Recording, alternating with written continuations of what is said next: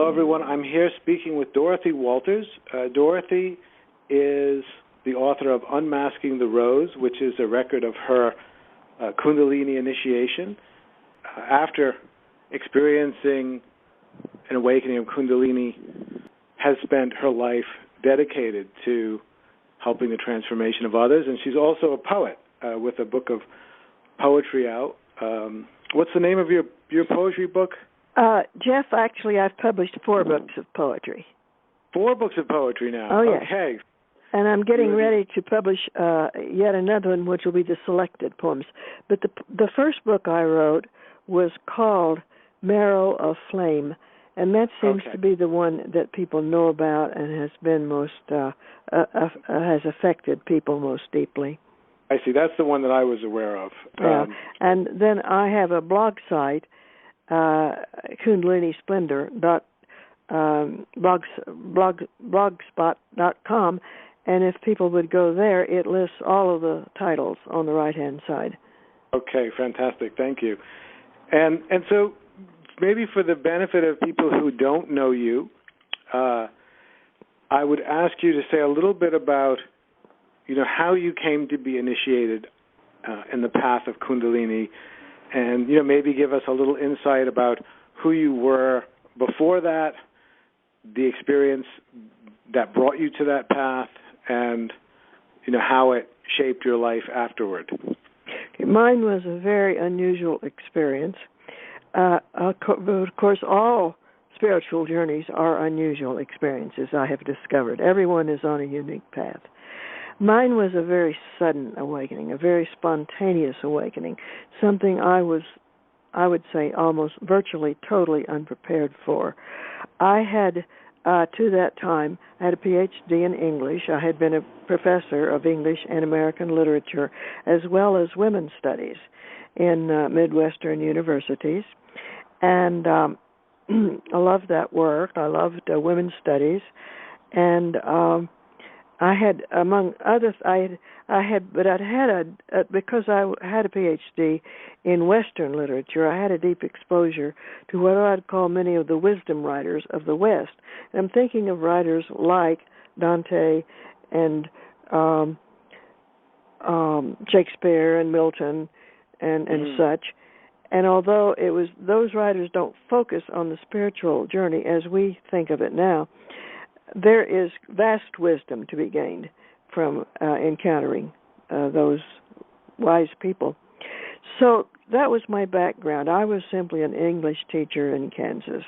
I had never heard of Kundalini. I mean, I'd heard of it, but I had vague knowledge of what it was.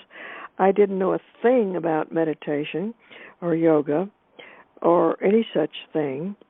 And nor did I know anybody who was into all of that. In 1981, I was 53 years old. At that time, Kundalini itself was very, very new in the West, including the United States. And, Jung at that time had predicted that Kundalini would not be known in the West for another generation.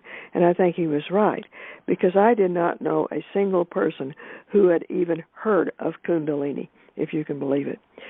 So the circumstances for me were quite extraordinary, and it occurred in this way. I had been in a long-term relationship, and that relationship was literally falling apart, I thought.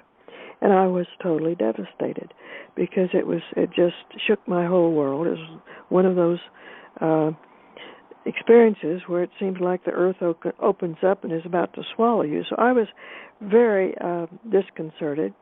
And at that time, because of that, my energies, looking back, I would say my energies were very loose and very shaken up. So one morning I happened to be reading a book. It was written by a writer called William Thompson, who was known as a futurist, and who wrote on world mythology, but also knew a great deal about Eastern philosophy. And in that book, he mentioned Kundalini. And I didn't quite know what that was. But he said that you could bring it up simply by, it should come up, and it was supposed to rise into the crown and open the crown, and then go back down, and then go up again, up the spine and down. And I thought, for some strange reason that I still do not fathom, I thought to myself, well, I can do that. That doesn't sound so hard. Little did I know. So I simply quietly sat there and focused on bringing the energies up. Before I knew it, I had a great ball of warm energy in my lower chakras, and I thought, aha, that's the first step. Now I have to bring it up. So I concentrated and simply did very simple deep breathing. And before I knew it, that ball of warm energy from my lower chakras literally shot into my head. My crown opened, and I felt the beautiful effulgent energies of the cosmos flow in. And I did have a realization. It was a very ecstatic experience, very extremely, almost indescribably blissful. And I did have one huge insight at that time, and I realized what I think I had read before but never fully grasped, which is actually we only exist as one small, tiny particle in this vast ocean of cosmic energy. In fact, we don't exist at all. We are a myth that we have made up ourselves, that we tell each other. What is real is that energetic source. And we are like one little atom, tiny little atom or molecule in the body of this great essence, whatever it is. And then it occurred to me, although I was still in the state of rapture, that I probably didn't know quite what I was doing, and I'd better bring that down, and I did. And then later times I would try to bring it up again, and it wasn't always successful, and sometimes it was more painful than pleasurable. But I was thrown into a state of total rapture, and that rapture, the rapture itself, returned day after day, week after week. I went into a kind of inner trance state, and in that trance state, I literally went through an initiation process, which was, first of all, Tibetan Buddhism, and this writer, Thompson, had mentioned that you held the Vajra and a bell, and I did. I found the equivalents of those in my house, and so I underwent a Buddhist initiation. Later on, I found out I had actually mimicked and followed through on the what is called the first level Buddhist initiation. And I had done all the stages in one form or another, just intuitively, except one. And the last one was identification with the guru. Well, of course, I didn't have a guru, so I couldn't identify with anyone. And it was also a yogic initiation. I know because a few days after that, although I'd never done yoga, I thought I'm going to experiment and see what yoga is about. I found a little book that my mother had bought at the grocery store for 50 cents. It had pictures of the asanas, and so I did my best to imitate those postures. The first thing I did, actually, I was seated in a tailor position, and I lifted my arm up, and I felt absolute rapture flood through my arm. I lifted the other arm up. I felt absolute rapture flood through my arm. And I thought to myself, no wonder people do this. It's so easy. And, of course, that response has not maintained itself through the years. But that was my introduction to yoga. I thought it was something you did through movements that awakened rapture in your subtle body and therefore in your body. So that was how my journey began. Now, it has gone on for over 30 years. As the years have gone by, it's gotten, at first it was very intense and virtually all the time. It's become less frequent, much less frequent. The intensity has diminished, vastly over the years.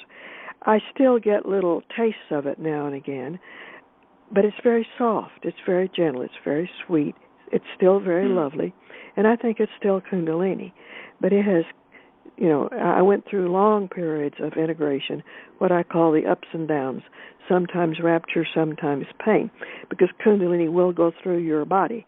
And if you do have flaws, weaknesses there, it will urge you, it will insist, it will pain you, it will bring your attention to whatever is needed, and you will have to correct that or find a way to correct it before it to go on. And then it'll, give you some rest for a while, and then it'll come back and work on you through again.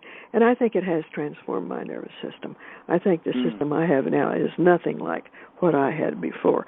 I think the awareness I have now, and of course I've been fascinated by Eastern literature ever since this occurred, but the awareness I have is immeasurable. It was like the, what they say, the eyes finally opened to a deeper reality and a deeper truth. And so I feel that I'm totally transformed in terms of knowing, in terms of feeling, in terms of being, and I feel that this is the state that we're all headed for. I strongly believe in what they call the divinization of matter. I strongly believe that we're all working in our own ways, on our own paths, at our own levels, toward transforming ourselves into divine beings. And that is what I think of as transformation of consciousness. Beautiful. Well, thank you for that, Dorothy. And maybe to say a little bit about why I wanted to have this conversation with you, and also to say that this is the second time that we've spoken recently. And my reasoning is that I spent 20 years living in a spiritual community that was focused on what is traditionally called non-dual awakening. And that's what I call Kundalini. What's that? That's what I call Kundalini, but go ahead. Okay. It's about as non-dual this is why I'm talking to you. Go ahead. Because I also had experiences of, one time for sure, a very classic Kundalini Awakening experience. And I always wondered about what did that mean and why did I have that, and was it different from non-duality, and the path that I was following, the fundamental instruction that one gets is that, in the meditation practice that I was doing, you just let the whatever spiritual experiences occur, you just let them be, and you don't get involved with them. So it's really a practice, a deep practice of detachment. And so I would have all kinds of experiences, but I would just let them happen and go, and they were thrilling when they happened, but the path I was on said that they should be let go of, so I let them go. And yet, more recently, I started to question, and that's why I contacted you. And what I became aware of is that I've always, even when I've taught meditation, I have taught in a way where I was trying, sometimes gracefully, sometimes not so, to embrace what feels like two different aspects of my experience. And that's really the main thing I wanted to talk with you about today. And so let me explain a little. There was one time in particular that I just mentioned when I was on a long meditation retreat and I was having lots of experiences of all different kinds. And one in particular was in the middle of one evening, I woke up and I felt a tremendous pain at the base of my spine. And I got out of bed and I started walking around and I was rubbing the area that hurt and wondering what I had done to myself. And at some point I sat down, and as soon as I sat down, this blinding white light shot from the base of my spine through the top of my head, and there was almost a sensation of roaring, or at least that's what I remember, that it sort of roared through my system. And it just lasted for a brief time, but it was so blinding that I thought it was in the room, so I closed my eyes. But when I closed my eyes, it didn't get any less bright, so I knew that it was happening, inside of me, not outside. And then it ended, and I was sitting on the bed thinking, oh my God, I think that was a Kundalini awakening. And like you, I only knew a little about Kundalini at the time, and still really only do know a little. And I continued on. The retreat went on for another 30 days, and I had all kinds of powerful experiences continuing. And And over time, what I have started to teach people when I teach meditation is I've adopted a language that I call the first surrender and the second surrender of meditation, because that matches my experience. And this is specifically what I want to have you respond to. The first surrender of meditation, when I speak about it, has to do with just a passive acceptance of what is. It's a complete letting go. It's what I would now, today at least, say is a kind of non-dual practice where there's complete detachment and letting go and allowing everything to be as it is. My experience is that when I have done that, and when I do that, things start to happen. Subtle energies start to move. I feel them in my system in different ways. And what I have started to talk about is what I call the second surrender of meditation, which is a kind of alignment or surrender into these subtle energies that feel like they're awakening energies. For instance, sometimes when I sit in meditation, I feel like literally the bone structure of my face is being shifted while I sit. It can be extremely painful.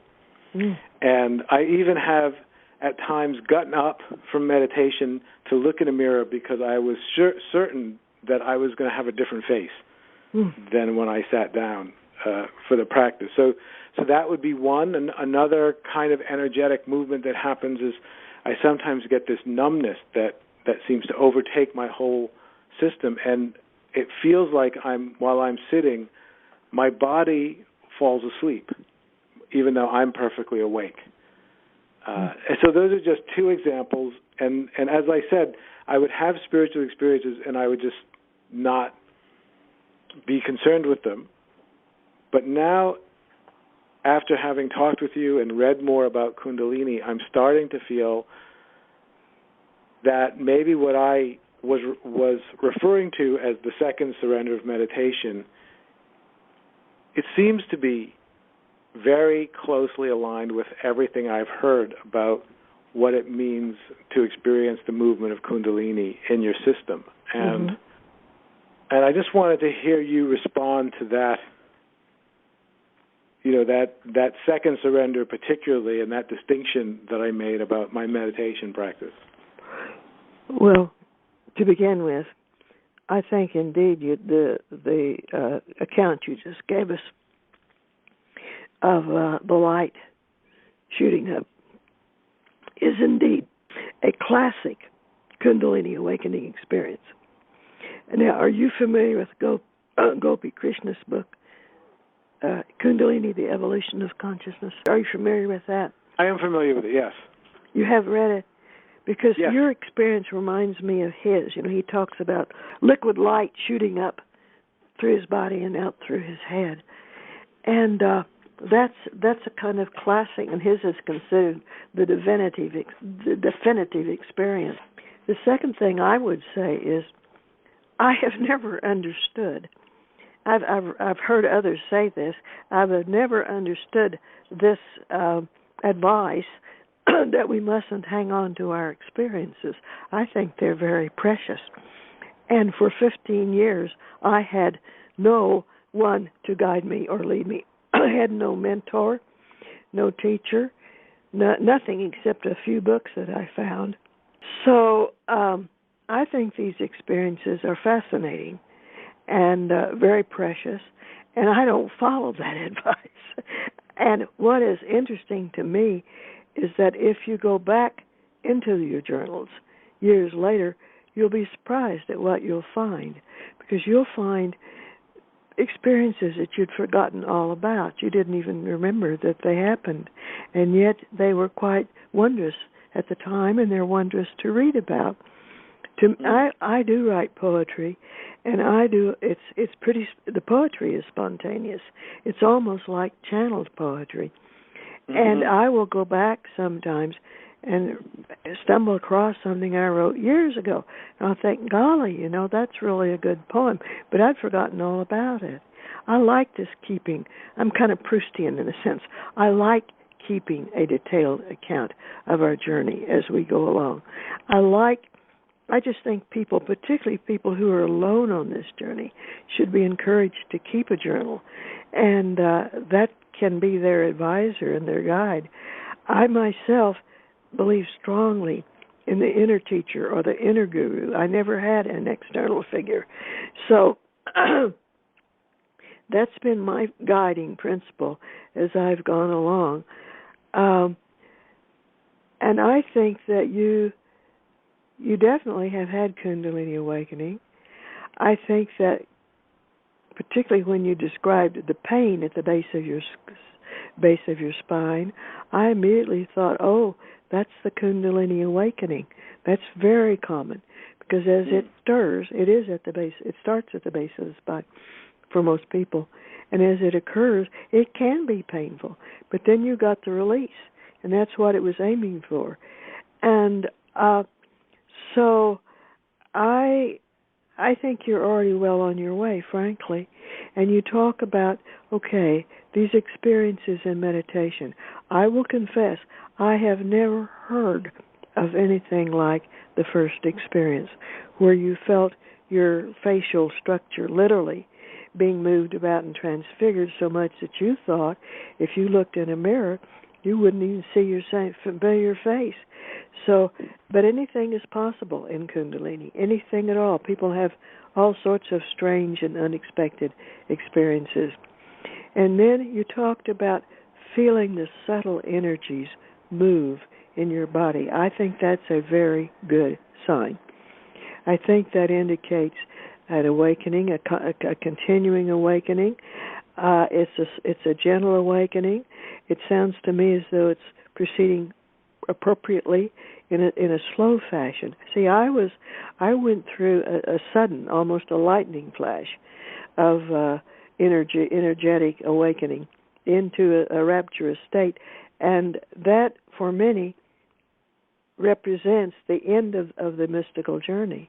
The mystical journey presumably ends in annihilation, total identification, total non-duality, because the person, the human, merges with the beloved within.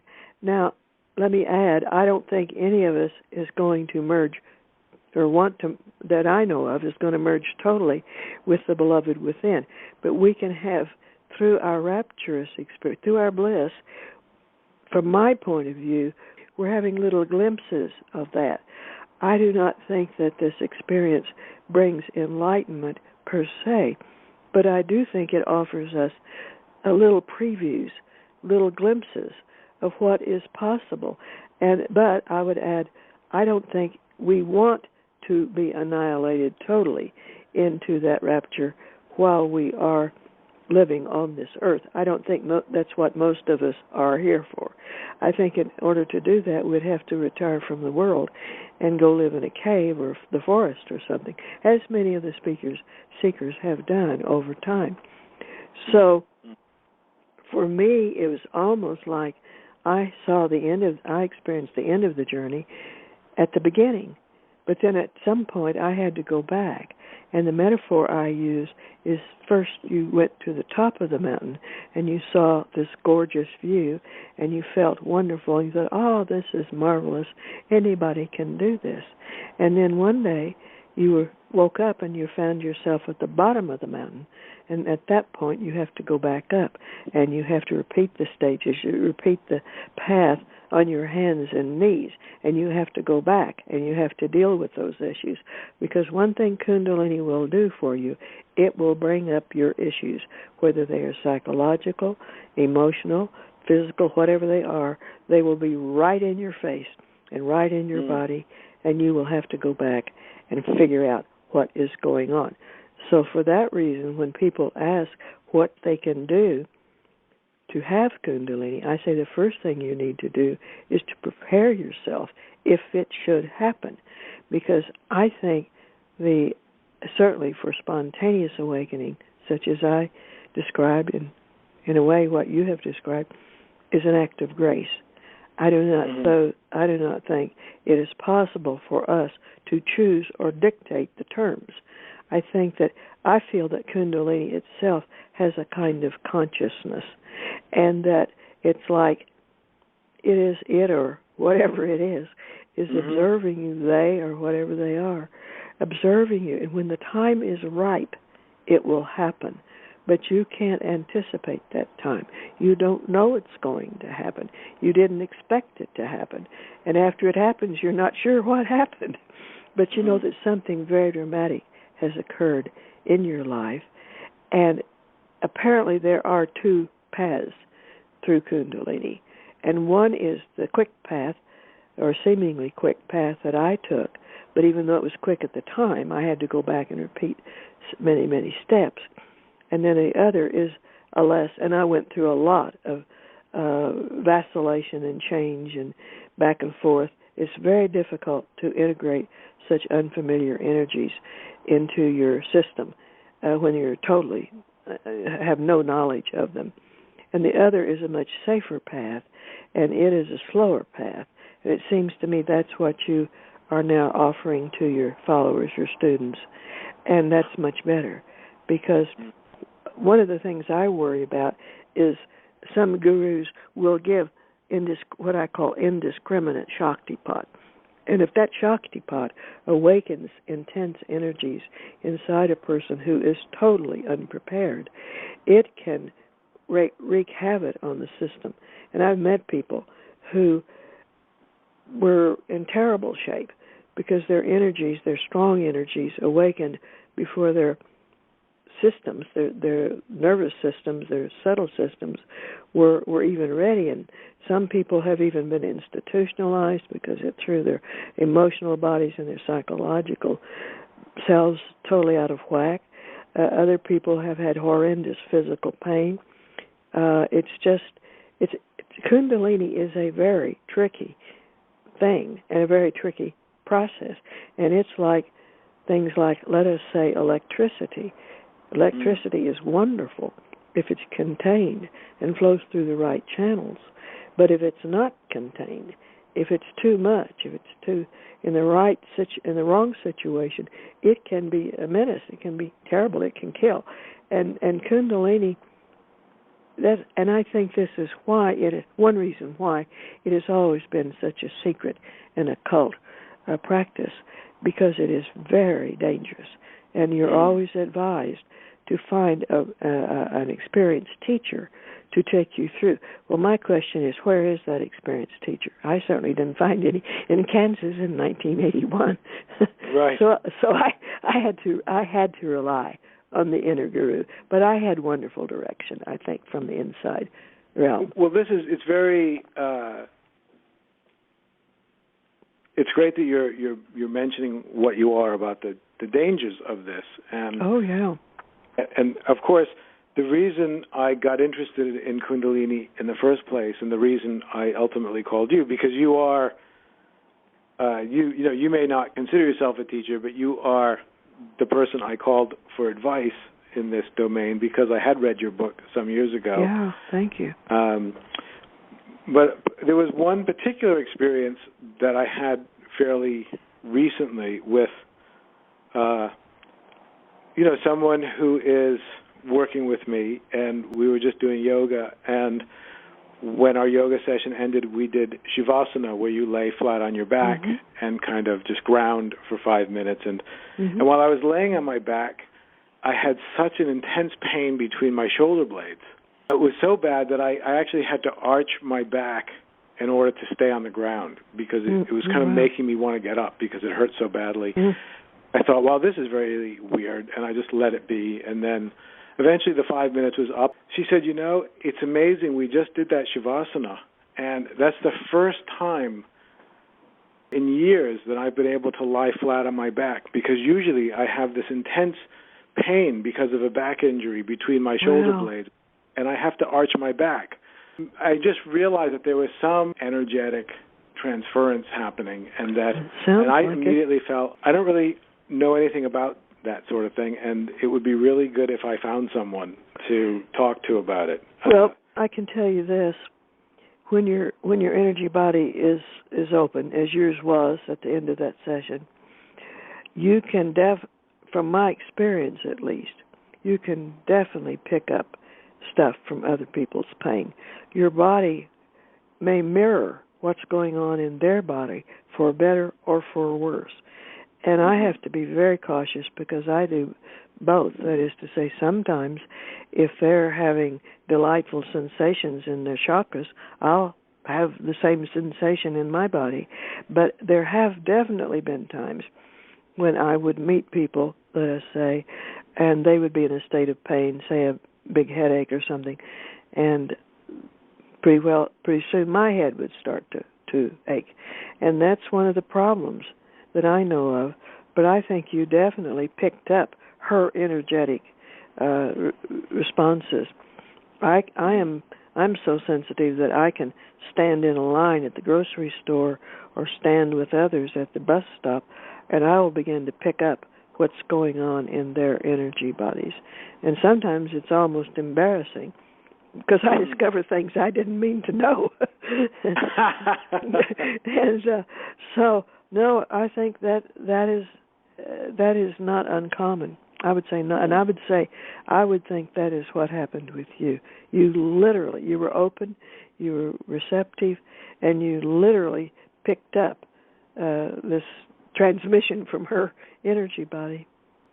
That is definitely how it felt. And I guess what made me want to speak with you and with someone who had an understanding of Kundalini is because that type of energetic transference, exchange, wasn't so much, even though I think it was happening in the path that I was in, it wasn't something that we paid a lot of attention to in terms of understanding. And I realized that, whether you understand it or not, or whether you're paying attention to it or not, that kind of energetic movement is going to be happening. And yeah, so I think so. So I just started to feel like, well, I need to understand this. Yeah, and I know people who say, no, I don't want Kundalini, it's too frightening, and so forth. And for me, I did go through a lot of pain. I did have to go back and deal with psychological issues, and finally understood my problems with my mother. Finally, after so many years. But after I got to more or less to the bottom of what was going on with psychological issues, it was a release. And I was very grateful that I finally got it. I finally saw and felt. It's one thing to talk about certain things in your past life, your childhood maybe, but it's another thing to re-experience them at a very deep level. Right. And so you have to deal with all that. But I believe they call this clairsentient, when you are sensitive to the energies of other people. Mm-hmm. And I think there are some people who are not open to that. That doesn't bother them. And I've always wondered about energy healers. I always wished I could be an energy healer, but I realized I could not, because I'd probably end up being a basket case myself. So I have never tried that as much as I wanted to. No, I think that would be very typical of people who are going through energetic awakening.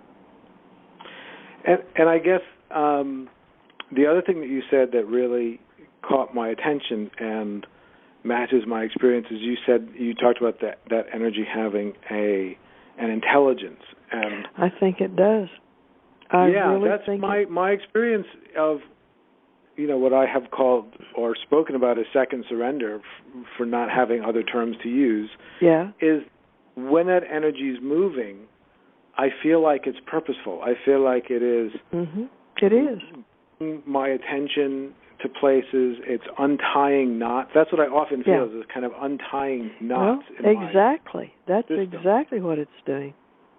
Mm-hmm. And so when I'm sitting, although it wasn't maybe designed for this purpose, the instructions I had for meditation were to just let everything be as it is. Maybe one of the benefits of that was when I would feel this untying of knots, which, as I said, was often painful, right? In different ways. But I would just let it be because that was the instruction. And so, and I would often feel like something was happening. Sometimes it really felt like on a cellular level and in my nervous system, things were getting rewired. Connections were being made that weren't there. Connections that were there were being broken. And I felt like that energy was working on me. I think that's a perfectly accurate description of the process. The energy works on you with an intelligence of its own, and this is why I so strongly think we should follow it and not try to control it or direct it. It knows where it needs to go. During my experience, it was as if I would go through these experiences such as you've just described, where it might be painful as the energy sought to unblock different blocks in the body. But so I would talk to it. I think you can talk to I call it the beloved within or the Kundalini. And when the pain would get too intense, I would say, please, that's as much as I can take for now. Please back off and give me a rest. And it would. But then after a while, after I'd had a kind of respite, it would come back and would start all over on that place or another place. And it goes through your whole body. And each time, the experience may be so unsettling that you think, you think it's a real physical problem. You think you're about to have a heart attack, or you do have something horribly wrong with your digestive system, or your eyes are going out on you, because these can be terribly, terribly upsetting experiences. And then after a while, it'll all subside. No, that's really matches my experience. I have had in meditation experiences where my heart was beating so hard and so fast that I actually thought it was going to pop. Yeah, you thought you were having a heart attack, probably. Yeah, I did. I thought I was having a heart attack. Yeah, that can happen. It was hooked up to electricity. That's right. You were getting electrocuted. That's what it felt like. Other times where my throat spontaneously opened and closed, it would be almost like gasping for air. Well, those are classic, awakenings of the chakras, of the heart chakra and the throat chakra. And they were wanting to be open for you so the energies could flow freely. And when you're going through it, it's hard to believe all that. I used to think, well, I got by the last one, but this is real. I don't care what the doctors say. This is real. I've got something. Because usually they can't find any physical basis. Right. No, that's great. And I guess one of the things that I find very subtle and interesting is, in terms of what I would refer to as the first surrender, the letting go, that's very obvious that you just let everything be as it is. You literally do nothing. And in the second surrender, when the energy starts to move, just like you said, you want to let it go. You want to let it happen. I can see how important it is to not control it. Yeah. And at the same time, I also see how you have to be available for it. You definitely have to be available, and you have to allow it to happen. Right. You have to allow it. You can't be detached in the sense of disallowing. You in a certain way, you have to allow yourself to be taken by those energies. That's right, and it is like being taken over by something very strange and mysterious, but from my perspective, something that loves you very much. I was just reading a little bit about the Sufi way, and what they talked about was this presence has always been with you. It has always loved you, but you didn't know it. You didn't allow it to come in this way. And what happens with the Kundalini is that you become conscious. One way of expressing it is that the conscious becomes aware of the unconscious. That's been there all along, but you weren't aware of it. But this, I think, is the dance of the atoms of yourself, your being. Right. And what most people don't get a chance to discover is that's what's there at the ultimate level, is joy and exaltation and happiness and pleasure and ecstasy and rapture. And I myself tend to believe, there's much discussion about folks who do go into a state of rapture at the moment of death. And I think that that's the release. I'm hoping that that's the future of all of us. Not that we have to die to know it. And I'm biased, but I think this is the divinization of matter. I think it truly is. I think we are on a path to becoming the human divine. I don't think we're arranging it or orchestrating it. I think something else is arranging it and orchestrating it. Now, I may be totally wrong because we see all this chaos and disaster that's surrounding us and unfolding us, but nonetheless, I think the two things are going on at the same time. One is total destruction and one is total recreation. Right. But that's just my philosophy. No, I think I would agree with you completely. And, this experience that I described to you of the white light awakening, it happened about 13 years ago during a 60-day retreat. And in the middle of that retreat, this Kundalini experience occurred. I had times of constant consciousness. All kinds of things were happening. One time I had this experience of expansion, and at some point, it was as if I was the whole cosmos. I could look into my body, and all I saw were stars and galaxies. And in that moment, I remembered, like a vivid memory of being very young, and the fact that I used to go into my parents' bathroom and look at my eyes in the mirror. And if I did that and I oriented myself a particular way, I would have that experience of, cosmic consciousness. Wow. And then I would bring myself back down, and then I would go about my little 3-year-old business. And then I remembered very distinctly that one day I went in to do it, and I couldn't remember how to do it anymore. Once I remembered that, having this experience years later, I could see that there was a trail in my whole life in which I was trying to rediscover that experience again. To go into that state again. Beautiful. And if you want to know what I think about that childhood experience and your path, see, I am a believer that we bring in a great deal with our reincarnation. I think what reincarnates is not the physical body, certainly, and not the personal identity that we've developed on this earth. But what we do bring in is our energy body and many of the experiences that we may have had earlier in some other past life or in the interims between the lives. And I know that there's no way I could prove that to anybody, but I can't help believing it. Right.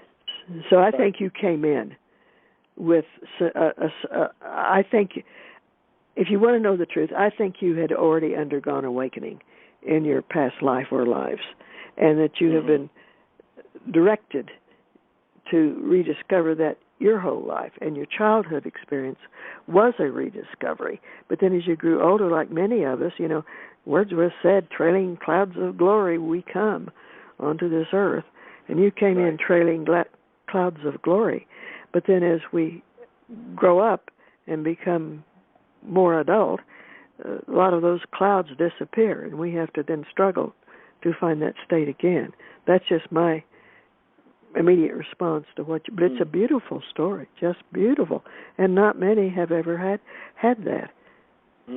Not many have had that, but it is a mystical, total mystical experience, certainly.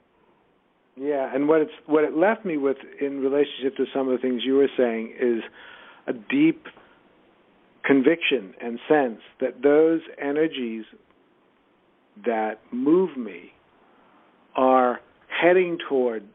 They are cosmic energies that are awakening the whole cosmos to its existence, and that's wonderful. And that those moments where I experience myself as the cosmos are kind of a glimpse of where this universe is headed. I agree. I agree. And I think you're exceedingly fortunate that you've had those experiences and you remember them. You know that it's possible. Mm-hmm. You know that it's possible because you've had it. So I think that's wondrous and beautiful. It's gorgeous. And then what's really fascinating to me is I'm aware that the experiences that I have had are their experiences, certainly, and they're wonderful, and as you said, and at the same time, when I'm working with people, I know that it's important for people to follow their own path. Yeah. To not think that some particular experience is somehow the right experience, right, or one that should be emulated. Absolutely. I want to use the experiences that I've had to inspire people about what's possible, without creating, ideas that are false. Well, I think that's a wonderful attitude to have, and I think that people do appreciate hearing about certain experiences that are beyond maybe their level of development at this point. But as you say, it inspires them to know that other things are possible. And I think you have wonderful judgment as to how far to go or to what to reveal to them. But I think you're right on target, because that's the one thing I've discovered, through the blog I hear from a good many people, is that every path is different. Every path is unique. And it's that old saying that we all know, many paths up the mountain, but they all converge at the top. And so there are many, many, many paths up the mountain. And I continue to be amazed at how many there are and how many kinds of experiences can come to people to awaken them and guide them. And I love that metaphor that there's many paths up the mountain, but they all lead to the top, because it isn't even true that some experience that you've had or that I've had necessarily will have to be had by someone else in order to get to the top. It's not possible. It's not even possible. Someone wrote to me and said, well, I read about your journey, and so now please don't tell me what's going to happen next to me. I just laughed. I thought, as if I knew. There's no way you can predict what's going to happen in anybody's life, what's going to be next. It's all planned out. There's a planning committee somewhere elsewhere, planning committee, and they have the blueprint in their hands, not me. That's right. So, Dorothy, in conclusion, what kind of for the person who may be intrigued by this kind of energetic awakening, because I do think, there are maybe mental awakenings and there are energetic awakenings, and if I feel that my path was much more a cognitive awakening, and that now I'm getting intrigued by the energetic awakening. Good. It's kind of backfilling. But what kind of general advice would you give to the person who's interested in this, maybe a little intrigued but also intimidated by it, in terms of how they can proceed to, at least begin to walk on the path of Kundalini? Yes, and that's what I like about your approach, is it's a gentle introduction to the whole path. Well, I would say exactly what we've already been talking about. Follow your own path. Don't try to push it or rush in too quickly.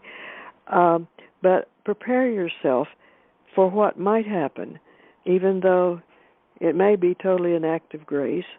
It may be that you'll do a lot of different things in meditation and practice and this, that, and the other, and nothing may happen energetically. That happens to some people. But I would say prepare yourself. First of all, deal with your psychological and emotional issues.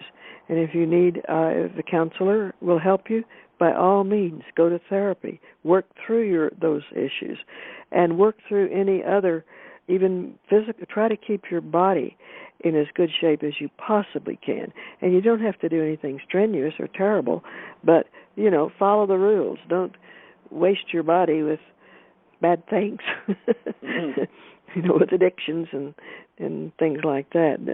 Just follow the rules of normal health, and try to keep yourself as strong as you can.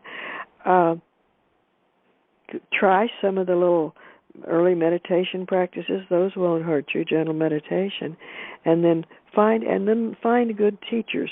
And what I have discovered is often there will be teachers around. You might not want to become, just totally subordinate followers, but often these people will have something to offer to you, and you will know what it is. It'll be whatever you need at that moment. And I'm not opposed to reading.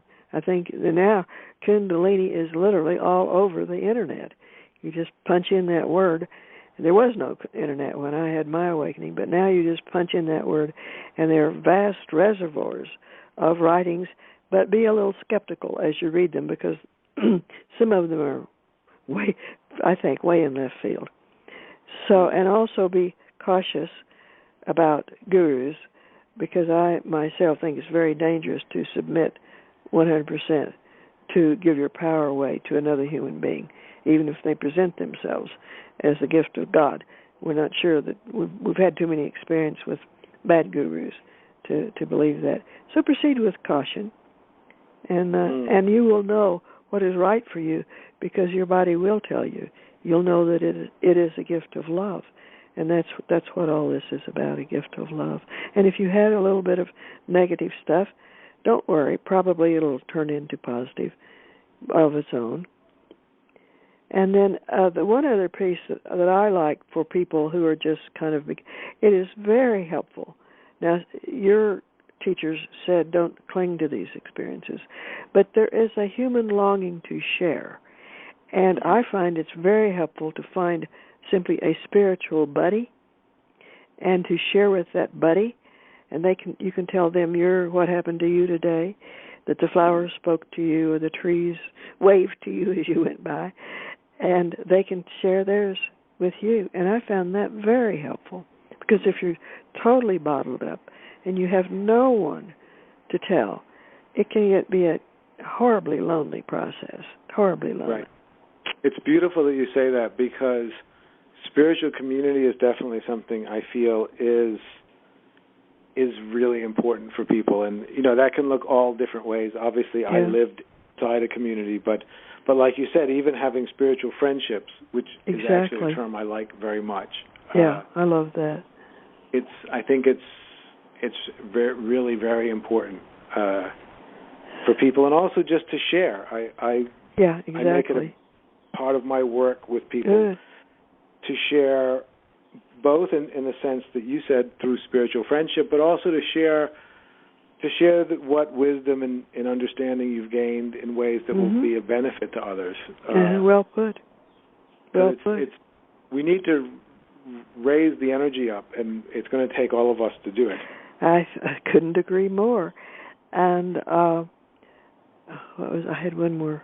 Oh yeah, and I was given a kind of prediction at the beginning of my experience, an inner prediction, and it said that this would be an extremely lonely path at the beginning, and it said then that as time went by, I would be able to meet more people on a similar path and be able to share more, and then it said this process would accelerate exponentially. And I don't know for sure if that is happening now or if we just hear more through the Internet. But to me, I bump into people who are having some kind of Kundalini experience practically almost every day. It's uncanny. It's just uncanny. So I feel that the process is speeding up, and it is spreading. And it is, as they say, going viral. And that's what gives me great hope for the transformation, planetary transformation. I think that is a process that's being implemented on our planet. Well, that's beautiful, right, Dorothy. And if people want to find out more about you, your website is, what is the URL? Well, it's just www, and then Kundalini Splendor, spelled SPLENDOR, .blogspot.com. They can actually just type in my name on Google, and it'll take them almost immediately to that. It'll show them the site. That's right. I've Googled you many times, and your site comes up very quickly. Thank you. Well, Dorothy, this has been really wonderful. I want to thank you for your time. And well, thank you. It's been a great pleasure and a great honor. Well, thank you, and we'll stay in touch.